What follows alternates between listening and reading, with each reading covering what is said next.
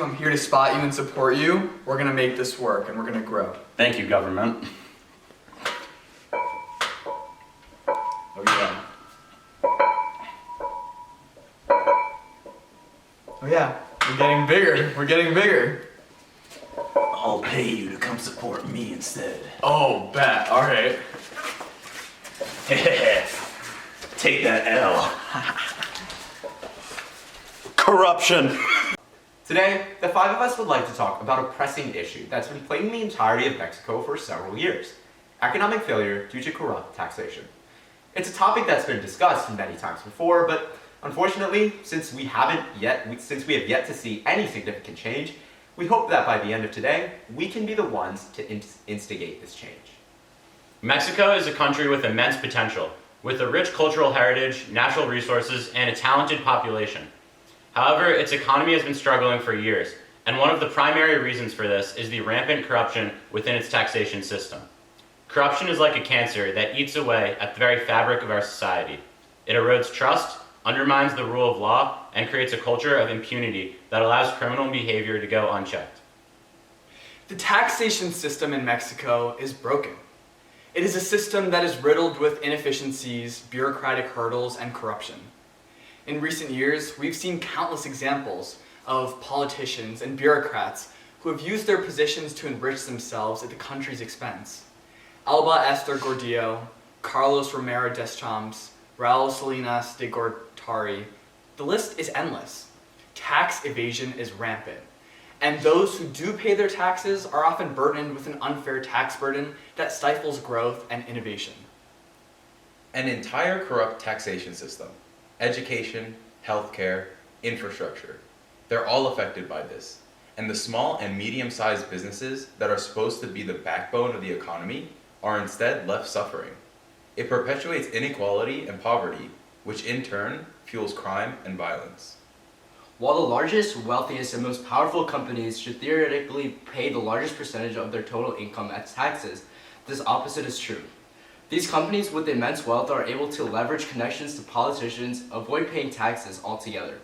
This causes many problems in the economy: a non-existent wealth redistribution from rich to poor, a massive percent of the national income belonging to an infinitesimally small percentage of the population, and minimal aid to those who need it. Ladies and gentlemen, what can be done to address this issue? This pressing issue has left the nation near broken on several different occasions. First of all, we must pass the newly proposed Big Boy Act, which is a government policy to hold large companies accountable. A part of the Big Boy Act involves forming a committee of authorities from the Comisión Nacional Bancaria y de Valores, which, to put into perspective, is the SEC equivalent in Mexico. And they will decide which companies classify as large. Next, more large-scale transparency needs to be brought into the taxation system. This means making all tax information available to the public, so that all Mexican citizens can hold their elected officials accountable. It also means ensuring that all taxpayers are treated equally, regardless of their wealth or political connections. The tax system is too complicated. It needs to be simplified. The current tax code is far too complex and created unnecessary complications and barriers for businesses and individuals who want to comply with the law. Too complicated of a system for the model citizens who want to do right by their country. We need a progressive tax system that is easy to understand and straightforward in regards to implementation. This removes any chance of discovering loopholes in the system and prevents exploitation. But this all comes back to the authoritative powers that oversee everything. We must strengthen the institutions that oversee the taxation system. How so, you may ask? Investing in the sufficient training and resources of the tax authorities. Only then can they properly and effectively combat tax evasion and fraud. And for those who still continue to take part in corrupt practices, there needs to be an assurance that severe consequences are served. Ladies and gentlemen, we need that big cultural shift in Mexico. And the five of us are here to create a culture of transparency, honesty, and accountability. This means changing the stigma around corruption in Mexico and holding those in power to a high standard of ethics.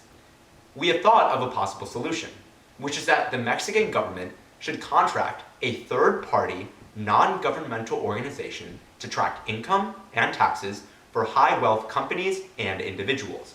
This organization should also be based in another country, one of Mexico's allies, such as the United States, to avoid influence and corruption from Mexican cartels. In order for this solution to work, the Mexican government must find a way to enforce wealthy companies turning over their financial information to third-party organizations. In addition, the organization will publish a report each tax year disclosing information about expected taxes, actual taxes paid, and incidents of companies not paying their required taxes. This will increase transparency, and the wealthy entities will face public pressure to actually pay their taxes.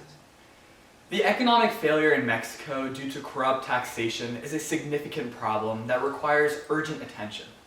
We need to take bold action to address this issue. And that starts with a commitment to transparency, simplicity, and accountability. By working together, we can create a Mexico that is prosperous, equitable, and just. Thank you.